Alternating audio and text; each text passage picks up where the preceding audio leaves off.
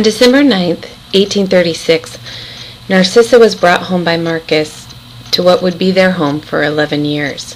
It was 25 miles from Walla Walla and 15 miles from the beginning of the Blue Mountains. The winters of 1836 and 1837 were unusually harsh, but they prided themselves that they were the first American home west of the Rockies. I had alluded to a disagreement between the Whitmans and the Spaldings. Imagine that you were on your honeymoon trip out west with your new husband, and along with you was your old boyfriend who you had turned down their proposal of marriage. This is who Henry Spalding was to Narcissa Whitman. Eventually they were able to, understandably they didn't all get along at first, and there were difficulties. But eventually they would put this behind them. That first year was a hard one. They worked hard, they planned. Narcissa often helped nurse, and they also made plans for what would eventually become a full-run mission. Some of the plans that were found in the archaeology dig are as follows. They were also in letters back home. Marcus would work as not only a carpenter, doctor, miller, teacher, preacher, but gave himself willingly to all of their work. Narcissa also would teach school and help make a home, as well as the fact that she arrived 5 months pregnant in December 1836.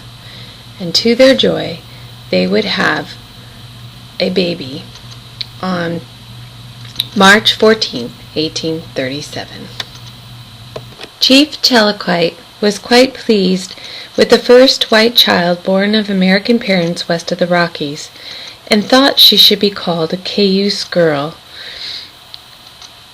Later, he would play a big part in the massacre.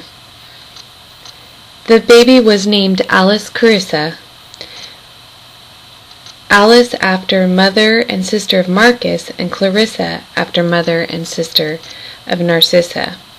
She was born on Narcissa's 29th birthday, but unfortunately she only lived for about 2 years. In fact, 2 years and 3 months and 9 days. She was found in the water. She had wandered off and gone into the river to get a drink, but had fallen in and drowned. And it was a great heartbreak for all who had known her.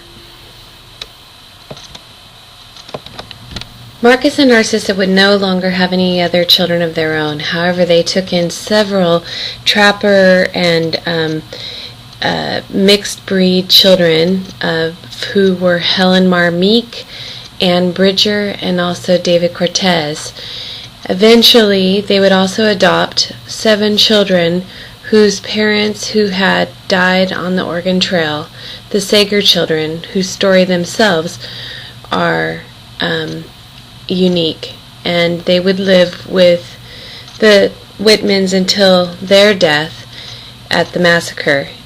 Also, Catherine, Elizabeth, and Matilda Sager, who are older when they write down their own story of what happened at the massacre. They were tired of all the stories written about them, both in their journey as 7 alone, coming on the Oregon Trail, and also of the stories that they had heard about the Whitmans. They wanted everybody to get it right, and so they wrote their own accounts later on. You can actually buy this book at Fort Vancouver or at Walla Walla College, but usually nowhere else.